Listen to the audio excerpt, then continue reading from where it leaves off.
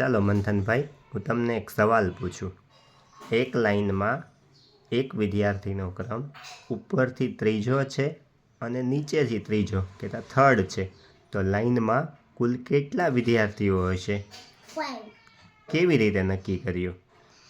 છે ને, જો અહીંયાથી જો 1 2 3 તો 1 2 3 એટલે 1 2 3 4 5 6 એમ કે આ રીત તો આપણે બે વાર ગઈ એટલે 3 + 3 -1 5.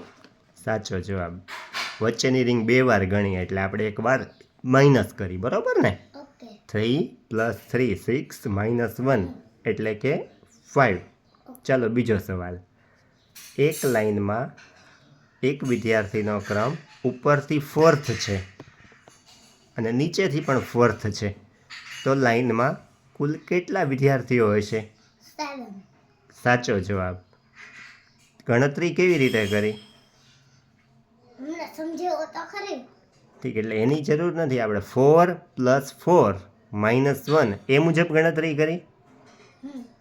4 + 4 કેટલા થાય?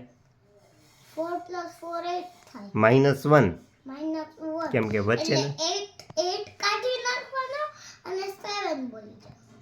ચાલો એની પછીનો સવાલ. એક લાઈનમાં એક વિદ્યાર્થીનો ક્રમ ઉપરથી ફિફ્થ કે પાંચમો છે અને નીચેથી ફિફ્થમો છે, તો લાઈનમાં કુલ કેટલા વિદ્યાર્થીઓ હશે? 9. સાચો જવાબ. 5 + 5 -1, બરોબર. ચાલો હવે છેલ્લો સવાલ. એક લાઈનમાં એક વિદ્યાર્થીનો ક્રમ ઉપરથી સિક્સ્થ છે, નીચેથી પણ સિક્સ્થ છે, તો લાઈનમાં કુલ કેટલા વિદ્યાર્થીઓ હશે? 5.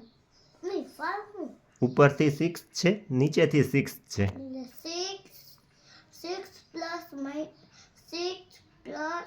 6 -1 કેટલા થાય? ગણતરી કરો તો. 12. નહીં, 12 11.